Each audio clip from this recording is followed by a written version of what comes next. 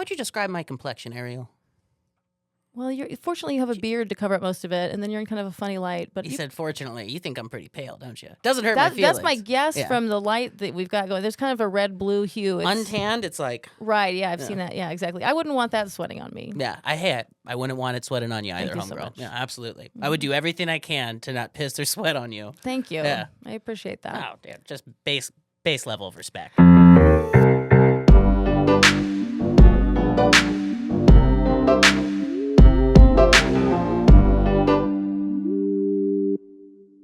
I left one of my shirts with some of my cologne on it, so she's just got it on that penguin and just cuddles it. Sexually? I think more for her is just comfort, but we did just get one of those remote control vibrator dildo things where like I can control it from across the country. Like long distance relationships have been upgraded since the days of the carrier pigeon. We're living in the future, yeah. Dude, they have. I just saw something on Instagram where you can like kiss remotely, but you can't do tongue yet. But like they'll do like the temperature of your lips and the softness and whatever. And I'm like, all right, it will match the temperature and softness of your lips. Yeah. Okay, technology it's gone too far, but I'm in. I was gonna say, I'm like, I don't know. I mean, it's just okay, you know. Why not try? I think it's okay to try it. If I didn't need attention like I need water, I would be one of those dudes already that just has like a $3,000 robot pussy that I can throw on it like it's a rap music video. But I just need people to talk to me, so I can't. Yeah, that's not for me. I can't be a modern monk, if you will. This is a modern monk. Yeah, you can. The new monks are abstinent, but they just fuck robot dildos. The old monks were jacking off. The new monks, they're jacking off. Yeah, yeah. They're like, yeah, I'll give up pussy. Okay. Never needed it anyways.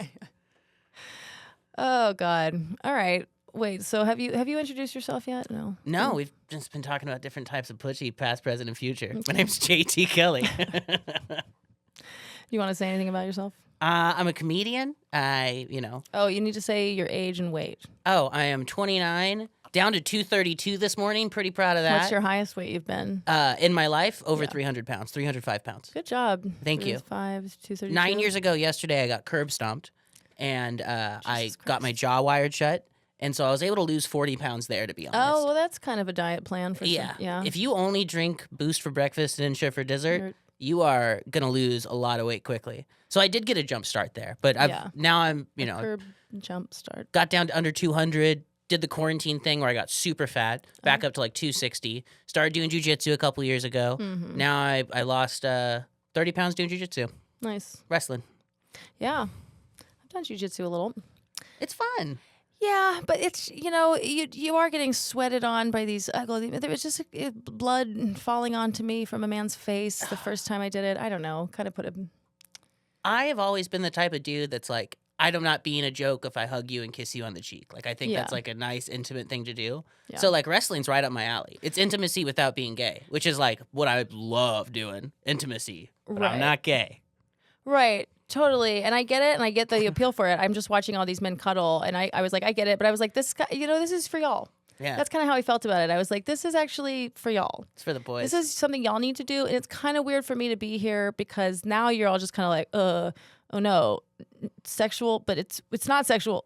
But if it's sexual for her, then it might be, oh no, So watching men grapple with their sexualities with me, and then again, just the blood dripping onto my face from this man's mouth. Mm-hmm. I was like, I don't know. I remember if he hadn't been so pale, I wouldn't have been grossed up. But there were like sores on his face. One of my first times was grown man, gnarly looking dude. We're wrestling. He's immediately on top of me because I have no idea what I'm doing, and he is pouring sweat down on my face. Mm-hmm. And just drinking it. I just didn't mind it. I know that's gross, but I understood what was happening. I knew I should have been like, oh, I don't like this, but I was like, yeah, that's just life, good. baby. I think what different people have different things that they're more disgusted by than others. There's just a huge variety of that, so that someone always stays alive no matter what happens. Mm-hmm. And so, like, I'm just maybe a little bit more disgusted by bodily fluids than you would be my guess. I couldn't let someone pee on me. What about if you're just in the shower and they're just like peeing like nonchalant, like it's not about peeing on you? It happened to me before. Yeah. It may, just to be honest. dry gag. And I like freaky stuff. Do you not ever pee? Do you pee yourself in the shower? I do, yeah. But I couldn't do that. You wouldn't touch. Would you touch your foot with it? Like, would that bother you? My own pee, no. Yeah. But it's like a surprise attack, right? Where it's like a joke and then someone's in the shower with you and they pee on you and they're like, haha, I'm peeing on you. And I've never been like, ooh, boy, fun little surprise, you got me. It's always like, oh my God, that's gross. Now I have to rinse this off. It doesn't make me giggle and it doesn't make me horny. It's just, you know. That's interesting. No, if I'm in love, then the person's pee is like neutral like mine. Really? Yeah. You can love someone's pee the way you love their heart. Well, I don't know if it's like that. It's just that like it's like someone else's farts or pee or whatever. Like if I'm in love with them, then there's like stuff that would be gross isn't really gross anymore. It's just like I'm still gonna wash it off. I would wash my pee off, you know. But it feels the same to me as mine. I feel like there's a very true type of love you're telling me about. Yeah. And I can say for myself, I don't loved love that anyone. way. Yeah, I just don't love that way, which is great for you. Love the way you love. Keep it up. But well, yeah, we all have different things that we're more disgusted by, though. So, but maybe pee for you is one, where sweat for me might be one. It just depends too. It depends on the person, because like I said, that's why I'm like, he was pale and whatever. Like he looked sickly to me. You really don't like the pale aspect. I don't like pale. Like in order for you, if you're really pale skinned. Sometimes people have creamy pale skin, and then that's nice. But when it's like unhealthy looking pale skin, How would you describe my complexion, Arielle? Well, fortunately you have a beard to cover up most of it, and then you're in kind of a funny light. But you said fortunately. You think I'm pretty pale, don't you? Doesn't hurt my feelings. That's my guess from the light that we've got going. There's kind of a red-blue hue. Untanned, it's like... Right, yeah, I've seen that. Yeah, exactly. I wouldn't want that sweating on me. Yeah, I wouldn't want it sweating on you either, homegirl. So much. Yeah, absolutely. I would do everything I can to not piss or sweat on you. Thank you. Yeah. I appreciate that. Oh, damn. Just base level of respect, right? I'll do everything I can not to pee on you. Thank you for your service. How do you feel about my sweat? Honestly, I wouldn't mind it. Like, if you just went on a run and we hugged, it wouldn't even be... Right. I wouldn't even think twice about it. Right. Yeah. And I hug sweaty men all the time. You know what I mean? Like, I'm not... Like, it's just... I wouldn't say that, like, as a community, comedians are particularly known for, like, having men with fantastic hygiene, right? Like, yeah, I'm pretty down. I'm a pretty down chick about, you know... You don't spend a long time in comedy without being good friends with gross people. Right. Yeah, it's just true. I'm one of the grosser ones. I'm with it. I'm not. Yeah. I'm not over here saying, "And I shower every day." Well, we're all gross. We're all gross in certain ways, yeah. And most of us, it's like our minds are gross, if nothing else. So, like, yeah, it goes along with it. Each dealing with their own demon. Okay. So, what do you want to argue for the culture today? Here is the thing I've been thinking about the most the past few months. Are you on TikTok? You're not on TikTok, right? I am technically on TikTok, but I don't really use it. There is a Arielle Isaac Norman. You can follow me. Okay. I already follow you. I follow you. I will. I don't know. I promise. And I won't follow and then just unfollow to keep my stats good. I will follow and be consistent with it. But the thing I see on TikTok that I think the most about is there is a subculture of creators, a type of people that get on the app specifically to help infuriate a mob against someone that they deem as, you know, reprehensible in some way. And I think, you know... That's why they get onto TikTok? That is their entire identity online. Okay. And, like, the guy I think is this guy named Dinesh. And Dinesh is the most popular of this, like... Dinesh D'Souza? I think that's an NPR person or something. I think Dinesh D'Souza. I think Dinesh D'Souza is like a whisper name on NPR. From Dinesh D'Souza. Yeah. Right. That'd be great if he was also on TikTok raising a son. He was just out there getting people in trouble online. But, like, the first... So, like, you know the type of videos I'm talking about. You mean like the video where someone's calling someone out? Well, what are you saying? So the type of videos that these people do like a green screen in front of are the types of videos where it's like a white woman who calls the police on a black man without any good reason, right? Stuff like that. Or at least, I mean, good reason that we see in the video. Exactly. Okay. So, like, the first times you see videos like these, maybe like 2016, 2017, gaining popularity, for the most part, it was stuff that was really easy to get behind, right? Like someone where it's like, I was in a restaurant, I called the server the N-word, and I threw a plate at her. And it's like, yo, you see that, and you're like, whoa, that's great. And that's I never saw that. It's just an example. I'm trying to, but like, there's like plenty of like police calling examples where they have a video and the lady says, he's trying to hurt me, he's trying to attack me. And you watch that and you go, oh, this woman's trying to use the police to shoot this guy, right? Like things like that. It's pretty easy to say that lady's a piece of shit, right? Okay. You go, what a shitty person. And so I see how these people gained a popularity, taking videos like that, sitting in front of them and saying, hey, here's someone to hate. Here's someone to hate. And then on top of that, this is where they work. You should send their work an email and get them fired. And it's like, whoa, that took a step further, right? Where it's like, here's someone to hate. Aren't you all get behind? Now here's all of their children's phone numbers. We should cold call them and tell them not to talk to their mother anymore. Yeah. And like the people that are usually the stars of these videos, the people that have some sort of outburst and say something outrageous or racist, they're mentally fucking ill for the most part. A lot of these people you can tell are like extremely mentally ill or extremely sick. Right. It's like when like there's a dude who's obviously a little autistic and like is like just socially awkward and doesn't know how, and obviously is bumbling about and doesn't know how to like interact socially. And then the girls will be talking about him and call him creepy. Yeah. And I'm like, yeah, but like you guys know he's fucking special needs, dude. Like you're being a bitch. Like that's not okay to sit, you know, like, so we need to have some level of empathy for these people. And first of all, I don't care what the video was when, you are not getting the context. So much matters from context. And maybe you're not creative enough to think of a storyline that makes sense, that changes the nature of what you're seeing in that video, but shit happens. We live in a complex world. We live in a complex world. And so you shouldn't be taking someone's outrage video and going, oh, I should definitely do this. That, I mean, I guess, but people just thought that made, you know, gave them meaning and purpose to their day, that they were doing something good. And now with this new technology, we can do something good. But I think it's just a naivete about. I also think this genre of the video of like, you know, what we could call like righteous outrage, right? Yeah. Came at a time where people for the first time were kind of reconciling, oh, maybe we live in a pretty racist country. You know, maybe we live in a system that might be skewed against poor people and black people. And they had no outlet for change, but what they see is one little example and they go, what I can do is be so incredibly mad at that one person, and they just laser focus all of their energy on some random mom in Wisconsin who, you know, is going through a divorce, said something incredibly inappropriate to an Uber driver or whatever, Right. and now is losing her job, is losing her support network, is losing the people that could hold her accountable. Because like a lot of these people are like, it's accountability. People you don't know don't owe you accountability. People you know owe you accountability. You know, Right. And so the people that she could be accountable to are now being isolated and being like pushed against her. And it's this weird genre of, it's so popular on TikTok that I cannot believe how popular it is. It's so, we need to do something about TikTok. Like, because the kids are raising each other on TikTok, and it seems pretty morally bankrupt. Diagnosing each other with everything and making their own like very in-depth subcultures on, and like, you know, that's fun, right? Be fun. Have fun with your friends online. But also, like, you're letting an algorithm tell you what to watch. And you're letting an algorithm drive you down different little rabbit holes, you know? God, yeah. I've tried to look on TikTok for a bit and kind of like see if it can learn something about me algorithmically and get me into it. And I'm just like, I don't care about this. And the thing is, like, I've seen, because people they'll be giggling and they'll be in a fit. And then I'm like, okay, show me what this thing is. And then they show me expecting that I'm going to laugh. And then I'm like, this is dumb.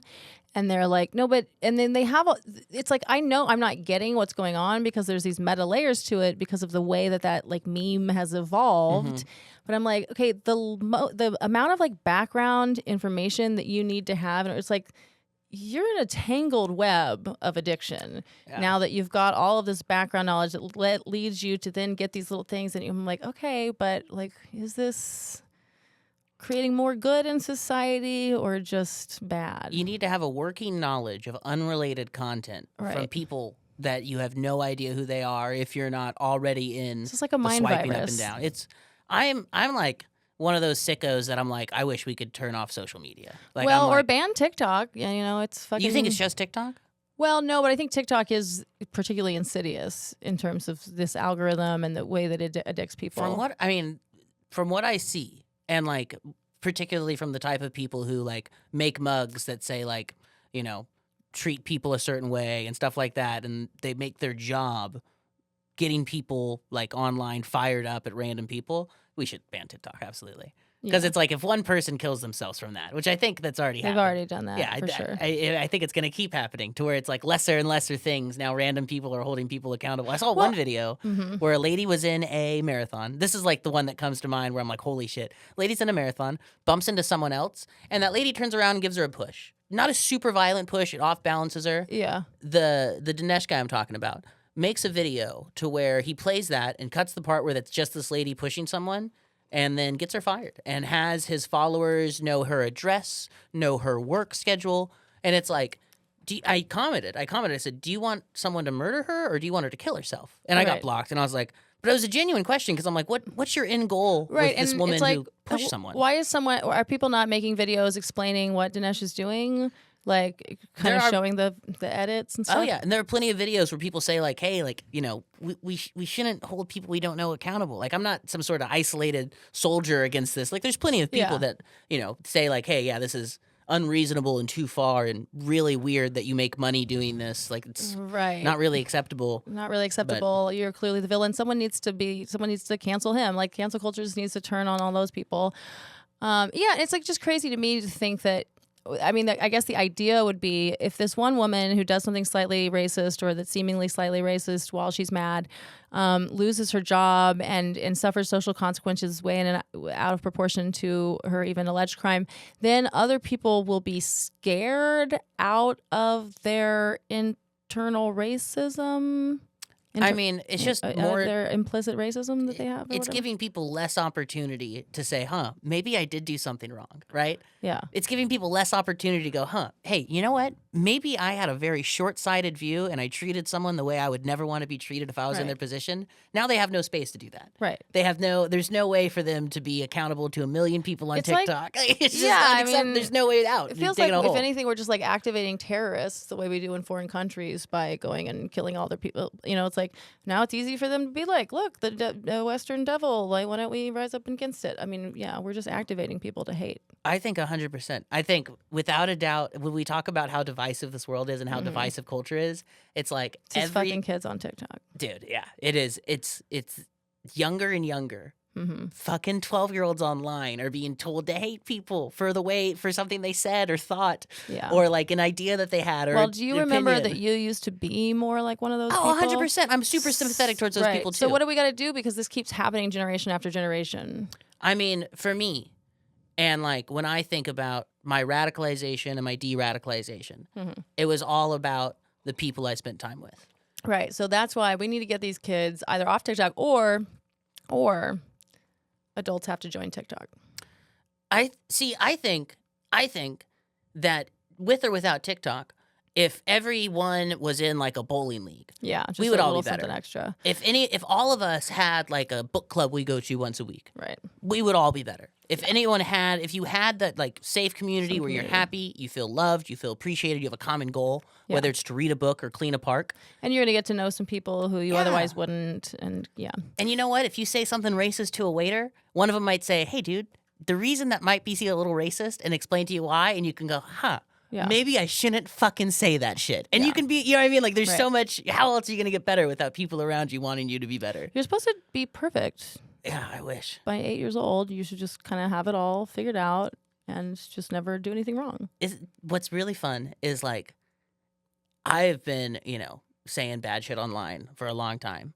And now we live in a world where you can find anything anyone's ever said and then hold current day them accountable for like a joke you'd made up when you're like 13 or 14. I'm like, there's so many things you could cancel me on, but fine. Years ago, Angelina Martin hit me up on Facebook and she was like, "Hey, someone's going to make a Facebook post about you."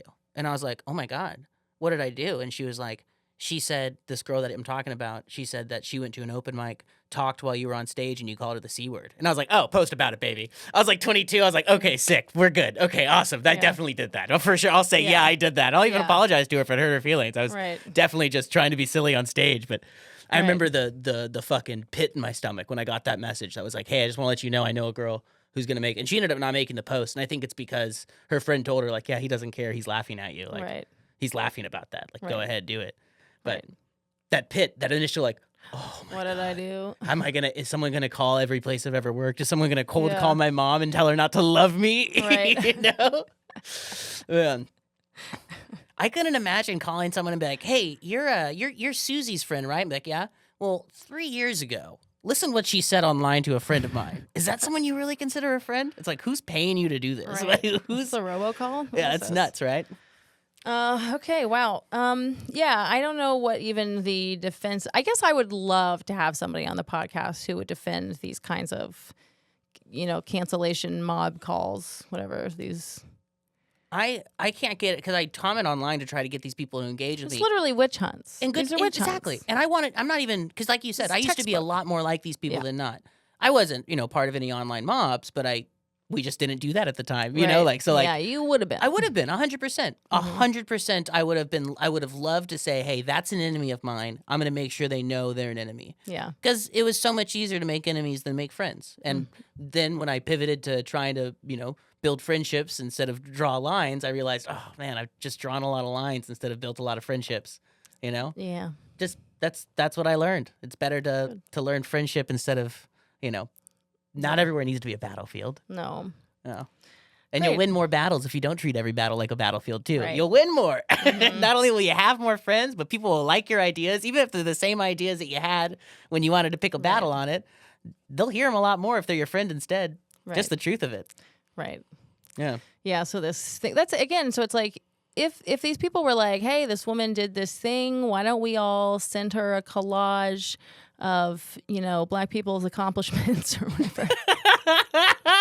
That seems like a great response, in my opinion. I'm on board, but maybe for the wrong reasons. Just flood her, and with like poetry written by. I just cold call her, and I'm like, I know why the caged bird sings. Yeah. Wouldn't that be better? That's called call-in culture, Yeah. where But yeah, I mean, you could call like, let's all call her up and have a sternly worded conversation with. I don't know, like really share with her our thoughts. Like, there's you could do that. It doesn't have to be. Let's ruin someone's life. Yeah, let's make sure. And let's the try fact to lose that everything. That anyone's instinct is to follow someone who goes, let's ruin this person's life because they deserve it. Whatever deserve has ever meant in any context, and considering we don't even know whether we have free will or what free will might even mean. But regardless of that, like it's not going to work. And clearly, this is a bloodlust kind of a thing that is. Obviously not good for your own soul. Like if you meditate on it for half a second, are you in a good place when you're calling up and telling someone to get fired for whatever? Like, are you in a good place in your heart? Yeah. Or is that the devil? It's interesting because I went super, super far left, like as far left as you could, and was involved in like far left organizations. I remember. And as I left and realized, this isn't not only doing any good, but it's hurting me, it's hurting my friendships, like it's making my life worse. Look bad. Sure. Yeah. Other people that also left were all just grew up with trauma. And it's like, I've been in therapy for a couple years, right? It's wild to me. And it's like, those people that are doing that, I got to call this lady. It's like, you experienced something that was so hurtful to you that you want to make sure that other people aren't able to hurt people like that. And I love that, right? Yeah. You are just using that energy in a way that's not going to win any battles, buddy. Right. Like, and so I that's why I am super sympathetic towards the people that see these videos and they say, hey, this person, they need to be held accountable. And I go, hey, if we stop there, I agree, right? But they don't need to be held accountable by you, TikTok user 1996743. Like, shut up, dude. They should be held accountable by their family and their friends and the network that's going to be there if they fuck up or if they don't fuck up. Right. Otherwise, they're little witch hunts. And people are going to just keep killing themselves because they can't say or do anything without being 100% correct and 100%, litmus tested in every way. Exactly. Yeah. If you want to call it accountability culture, but then think through how accountability works and how it should work and what's helpful and what's realistic. Yeah. And I'll think that, people like this Dinesh guy and people that follow him, for the most part, I probably want and think a lot of the same things that those people do.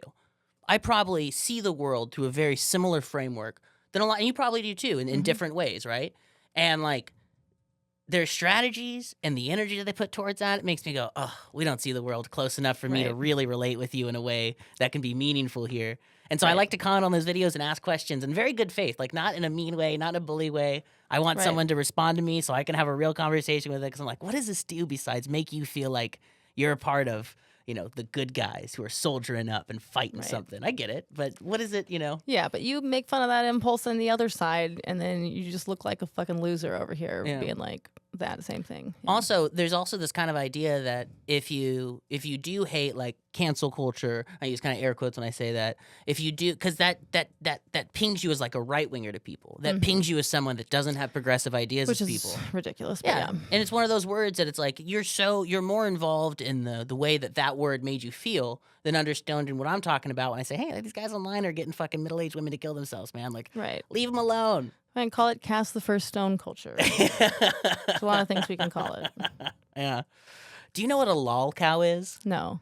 I asked you that earlier today. So a lolcow, it's like an old internet term. Back when the internet was a little more niche. Yeah. Back when, you know. Like what year would you say, give or take? It's still used today, but I'd say like the popularity of lolcow would be like 2004 to 2007. Okay, around the just early Google years. Early Google years, 4chan's at its popularity, like its peak, like all those chans are kind of, you know, building its own very like online community where the memes the internet come was from. still fun. We were still going to websites instead of just always being on Instagram or Facebook, whatever. Yeah, exactly. There were forums that existed, the outside of just Reddit. Like it was. Right. It wasn't just we weren't apps. We were just. So a lolcow was someone in the early days of the internet that just didn't have the self-awareness that you and I would have. And they're usually either, you know, disabled in some way or autistic.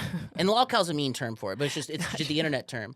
Where the most famous one would be Chris Chan. Chris Chan is someone who started documenting their life really early online. And people online said, hey, this person just being themselves, fucking hilarious. Yeah. And it made them laugh. Oh, okay. Yeah. Lolcows. Okay. And it's like, the problem began when people began to, like, the Chris Chan version is like they got Chris Chan to jack off on camera, right? And it's like, that's a mean thing to trick someone to do. Right. It's also, like, illegal in a number of levels. At the time, it was not illegal. Yeah, okay. At the time, in the early 2000s, you could pretty much get anyone to do anything online, and it's like, yeah, we don't know, man. We don't know. Yeah. This is the Wild West to us. True, yeah. Okay. It is wild. But it would be these very like niche micro celebrities online that were called lolcows. Yeah. And like, you know, primarily just people with undiagnosed autism. Now it's more diagnosed. But they each kind of developed their own world online of half people that were like, this is just funny, you being yourself. Yeah. And half people like, hey, let's get them to do bad or evil things and then, you know, mess with them. Yeah. Just mess with them. Yeah. And what we see now is like, these same people that used to get relentlessly bullied online, now what I see is like a very good example of someone on TikTok named Daniel Larson. He's a disabled person, very clearly disabled. He gets online and he thinks he's a celebrity, and these kids, these teenagers, bully him and get him to show his dick saying they're from Sony. Hey, if you show your dick on TikTok Live, we're from Sony, we're going to give you a record deal. And he does it because he's disabled. And then they're able to put this online and say, hey, this guy Daniel, he's a creep. He's showing his penis on TikTok. Oh, no. And it's this thing where it's like you've turned someone without a lot of opportunity to be like a full-rounded person into like even more sick and mentally ill. Yeah. The internet's crazy. And like the way that people are victimized in complex ways to where it's like, I could not go back to the 1800s and describe to someone how Chris Chan has been a victim of the past 20 years. Like, it'd be impossible. Yeah, they would not have any clue. We have invented new types of evil and new types of torture that people 100 years ago could not fucking imagine. Right. And it's normal. It's something to where if I say Chris Chan, people laugh and they go, I know Chris Chan. I go, yeah, honestly, it's kind of fucking funny, the whole story. It's really fucked up. Yeah, the whole story is funny. I mean, we all had those, like Star Wars Kid. Yeah, thing is, Star Wars Kid had like a fucking $100 million lawsuit and swept that school out of existence. That's the difference with someone like Star Wars Kid. Yeah, nice. What happened? So Star Wars Kid, that was, and I might be getting this a little bit wrong, but the details are might be a little incorrect. Story's true. Sued the school. Well, let's give any background because for especially younger or older people who are listening. Wow, younger people probably had no clue who Star Wars Kid is. Wow. I think, but okay. So this is my awareness of Star Wars Kid. I was seeing him probably on E-Bombs World and stupidvideos.com. Stupid videos, and it was just like one of those things that was so fun to watch because he was just in like a garage, and he was using like a staff, but then he edited it to be. To look like little force sabers, lightsabers. And so then, but he's just earnestly doing these. Hard in the paint. He's thick. He's a chubby guy. He's breathing heavy. He's breathing heavy, but he is so passionately doing his Star Wars. It's not in jest. He's killing it. He's not being goofy. He is going for battle. Going for it. And just like to get to watch a slightly autistic chubby boy earnestly do his Star Wars. We were all just like, hilarious. Fuck yeah. But there's a part of it that's like, at what point, because or like the socially retarded guy in the high school, right, who was in all the AP classes and band, but like he was just, and, I asked him one day whether he was aware, because I just was fascinated. I was a little monster, a little in certain ways, but I was just fascinated. I just wanted to know. I'm like, are you aware that you're different? Because everyone would make fun of him. Everyone would, or they would get him, pretty girls would get him to do stuff. Yeah. And so finally one day I was just like, are you aware that you're different? And he's like, what do you mean? And I was like, well, you're just like kind of different than everybody else in like a certain way. And he goes like, well, you're gay. You're gay. You're lesbian. Got your ass. I was like, that's, you're right. I would also, if you called me autistic, I would call you gay. I was just like, at that point, I was out to everyone in band. So I was like, retarded? well, yeah. Well, you're gay. Well, fantastic 90s exchange we just had. Yeah, exactly. This is great. Except this was, I guess, probably 2003. But yeah, and so it's like, that's that thing of like, where does it become... When he's getting that attention, he's happier and he's enjoying himself. But then where does it, like, where's the line between where we're making fun of you with you, we're making fun of you at you, and how much can we get away with before it's really bad? Like Here's something for me is like, we didn't call it autism growing up, right? We had no idea. Yeah. We just laughed at them. They were a little weird. And then as we got older, we thought, oh, maybe it wasn't okay to laugh at those people. Right. But then shows like Love on the Spectrum come out, and you're like, oh, so it's okay now. We've just rebranded it as support. Right. And it's like, it's always been funny. And people that pretend like the people that do socially inappropriate things and don't understand and don't have that self-awareness, like, no, it's funny. Let's agree there. Is it funny from a mean place? Or is it funny more of like hey, watching that guy do the lightsaber thing, that is so funny because I see the vulnerabilities of myself in you, and I love that you're having that moment. And we're all being so cool, and it's funny that you're to have this like nobody's fucking watching. And then you put it on the internet to be like, bam. So the true story is he was making videos at school. Yeah. Some kids at his school saw that video, edited the lightsaber sounds in there, and then put it online. And we were just laughing at him, and it was hilarious. But then he sued. He's a lawyer now in Canada. Hell yeah. He sued and made tons of money. And so he won pretty gnarly, like millionaire shit. And honestly, that video made him look cool, man. That video makes him look cool. He's cool forever now. Dude, he's a fucking celebrity to all of us. The celebrity lawyer who got up there with absolute abandon and did the Star Wars absolute, like he was the drone wars. Flipping that lightsaber, doing spins, Star Wars kid. Planting that thing. Yeah. I'm pretty sure he did not want to have that video online. So he sued. Yeah. And so is it not online anymore? I'm sure you could find it. I mean, come on. Give us the Star Wars. There's no reason to take it down now. We already know, dude. You're awesome. Brings us joy. We're in. We love you. But yeah, are we in like shows like Love on the Spectrum, right? Where it's like that show made you laugh. I don't know if you watched it. Yeah. You laughed, right? Yeah. You laughed at the moments that everyone else laughed at, except now. I love autistic people. I've always wanted to make a documentary about autistic people. I used to work with at a camp for developmentally disabled adults. Yeah. And everyone there was laughing. Like, it's like they do funny things. And it's like the fact that they don't know it's funny and they're just being themselves, we're all laughing with them, you know? A lot of times they do realize something's funny too. And like they'll learn like, oh, that's also funny. Yeah. Used to know a Down syndrome guy named Larry. He was from Italy. Not from Italy. He was from New Jersey. And he used to say, I'm the Stallion Italian, baby. I'm the Stallion Italian. Funniest thing I've ever heard in my fucking life. Every time he'd say, I'm the Stallion Italian, baby, everyone would die laughing because it's a guy from Jersey with Down syndrome saying the Stallion Italian. Nothing's funnier than that. And he knew he didn't know why you were laughing. He knew he made you laugh. We all liked it. Everyone that worked at that camp, they go, yeah, that's hilarious. He's like a caricature of a regular person from New Jersey. Yeah, it's how people think. It's like, this matches up, man. Seems like New Jersey to me. Seems there's another guy. This guy ruled. His name was Donnie, and he was just high functioning enough to the group home he was in. They were like, you need a job, right? Yeah. And jobs for disabled people are kind of a scam. Like if I own like a car wash, I'll pay a disabled person 10 cents an hour, and then the government will give them $8 an hour, right? So like, places want to hire him. So this guy Donnie gets a job at a car lot, and his job is to wipe down the windshields of every car. He would get there every single day and take his shirt off and dance, and the car sales guys would just laugh, and he wouldn't do shit. And he told me, I just go there, take off my shirt, laugh a little. And I'm like, yeah, dude, that's your job. You went in there and you said, I don't think I'm a window guy. I'm more of a rub my stomach, kind of slap it like a bongo, make the boys laugh type of guy. That rules. That's hilarious, you know? And if you say that me laughing at that is a cancelable offense, baby, put me on the cross. I'll die for your sins. That's hilarious. Yeah. It is. It is. That's great.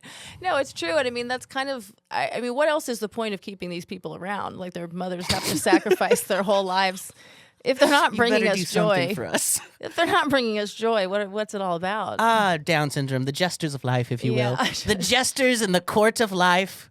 That's, I think, how, like, in every culture in ancient times, how, like, little people were brought into the court. Yeah. I'm like, we need them in the White House, man. Right. I think this whole country would be better if they were like, hey, every president has, like, a little sidekick. and, like, when Biden gets up there, you got, like, little Biden doing his little dance. We'd all be on board. Sure, put some little people in the White House. Bring back court jesters, like little people and disabled people, to have fun. Yeah.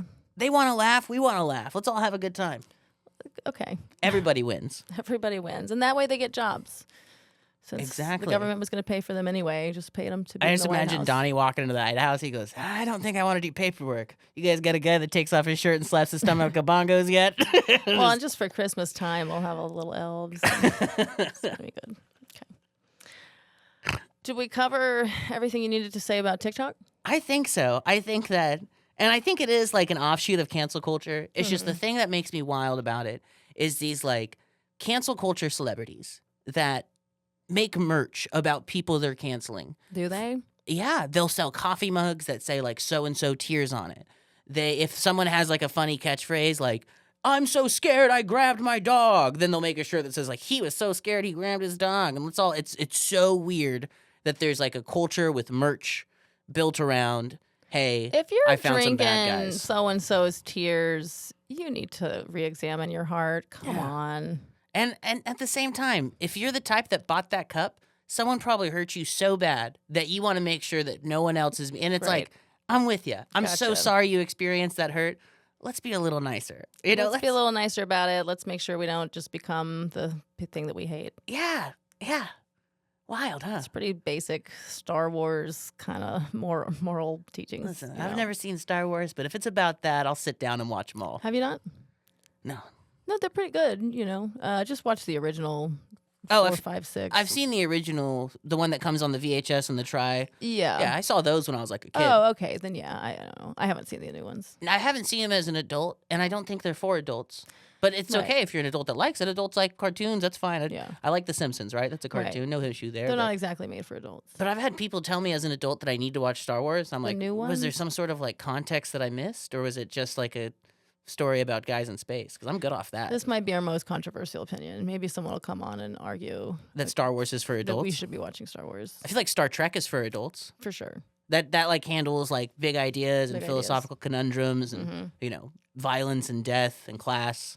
Star Wars, I didn't feel like conquered any of that. It was just kind of a bigger themes, kind of I don't know. I was a little kid when I watched it. Kind of good and evil stuff, hero's journey stuff or whatever. Just good and evil. What a world to live in. Right. All right. So we covered it. So basically, people if you're involved in a cancellation mob or an accountability mob, whatever, maybe take a few deep breaths. Consider whether you haven't gone to the dark side.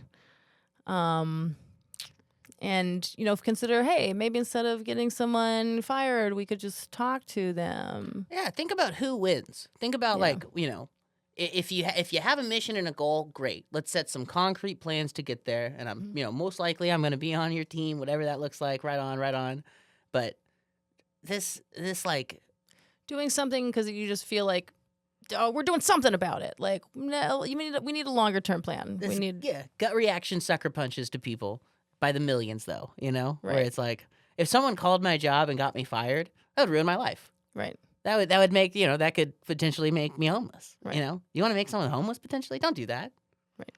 Let's be nice. Yeah. Let's all be a little kinder. And I promise I won't ever call anyone and get you fired. In fact, anyone that listens to this podcast, I mean this from the bottom of my heart. I will give you a fake reference, and I'll pretend like I was a boss at whatever job you want to pretend to have. I'll pretend to be a landlord for you. I'll do the opposite of the mean calls. I'll be the good guy calls. Whatever you need, I'll lie. I'll make sure you do get a job in a house. Good point. Yeah. I'll make a fake website, pretend like you worked at a fake business. We'll do it together. We'll lie for you. Okay, good. Now that that's on the record. Oh, yeah. Put me in jail for it. Yeah.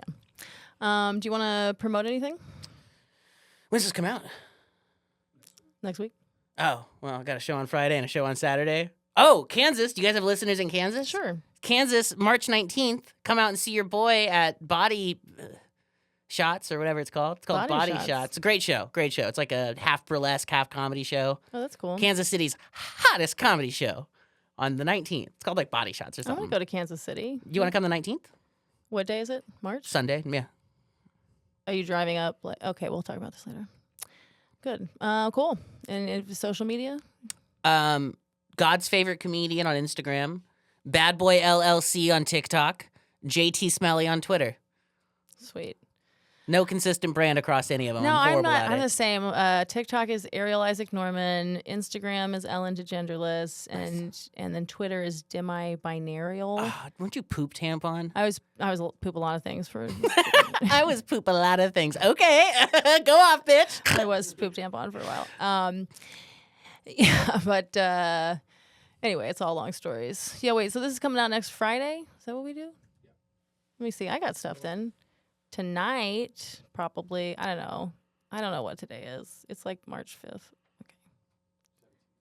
So on the 17th, yeah. So tonight is Backyard. Tonight, the 17th, is Backyard Sluts. Oh, one of the best shows in Austin. I'm not just saying that. It's so fun. It's such a good show. God, I love doing that show. I know. So you got to go to Backyard Sluts Instagram if you want to find out where it is and for tickets and stuff. It is a hoot. And then on Saturday, March 18th, I'm doing a show in Austin, but that doesn't matter. But the point is that I'm doing a show in San Antonio at 9. So come to that. Is it at the Blind Tiger or is it at LOL? Yeah. Yeah, sorry. Blind Tiger. Don't be sorry. No, I meant sorry that I neglected to say it before. Okay, but, it might be on my website, but, the best thing to do. And then every Tuesday at 7 p.m. at East Austin Comedy Club, I have my Gay Enough comedy show. Oh, I'll have you on that soon because I always have one person who just looks gay. Thank you. Thank you for saying I look gay. I feel like I look... Well, you look like you could be gay. Like if you're on a gay show, people wouldn't be sure that you're not gay when you walked on. Thank you. Yeah. I would say I'm not gay unless having sex with men is gay. But I don't think having sex with men is gay unless you love a man. I think loving men is gay. If you have sex with a dude, you're just horny. That's right. Bisexual is different than bisexuality is a lie liberals made up to make college kids horny. No, because you're saying you're bisexual. You're just not biamorous. No, I'm a straight man. But you have sex with men? No, I have sex with my wife. I've had sex with men, but I didn't enjoy like it. You didn't like it? Well, I liked coming, but I didn't love him. I wasn't like, you're going to be my boyfriend. Yeah, but did you... I was like, I haven't had sex in 7-8 months, and I'm drunk. Did you enjoy the sex...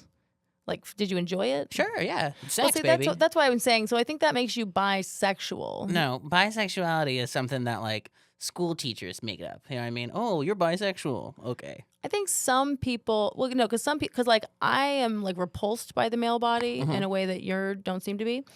Fair enough. So I think that's what makes you bisexual. Whereas some people are really only into men's bodies or women's bodies. The love part's a whole different story, but I'm pretty sure that if, let's say, I'm just a like a normal college man, and I have sex with a guy, I'm just a straight guy who had sex with a man. But if I have sex with a man and I think, wow, that was special, then you have gay or bi. Well, that's what I'm saying. I'm just drawing a distinction between bisexual versus biamorous. Because if you can love both sexes, then you're like biamorous. But if you can just enjoy sex with both sexes, then that's bisexual. That's why I'm just saying that's not necessarily how people always use that term. But I'm just saying like you have that, whereas I don't really feel bisexual because the men's bodies are just creepy to me. I don't know. I see where you're coming from. I saw a dick the other day at a show, and like the guy on stage took his dick out, and I was like, God, it's worse than I remembered. Its balls were bigger than his little dick. They're all this dark, weird color. My wife told her sister, she said, something interesting about marriage is how much more flaccid dick you see. And I was like, damn, babe, great joke. I was like, fuck, that's good. Yeah, and plastic dick is the most offensive. It's like if I'm gonna see a dick, it needs to be hard. Yeah, at least get ready in the morning, right? I just can't. Or like if you're gonna take your dick out on stage, like be hard. Come on. What was the joke that he took his dick out on stage? It was he needed to pee in a diaper, and I guess he couldn't just pee in the diaper. This like wasn't he was a comedy show, was it? It was, but I can't say which one because that's illegal. So we'll just leave that out. But none of my business. I'll tell you later. No, I'd rather not know. Okay. I like the mystery of it. Okay. The secret pee-pee diaper show. You could probably figure out which show this happened on if you thought about it. Anyone who knows the Austin comedy scene could probably figure this out. But yeah. All right. Thanks, JT. Thank you so much for having me. What a pleasure. What an honor and pleasure, Arielle Isaac Norman. It was a pleasure. It was an honor for me. Thanks, JT Kelley.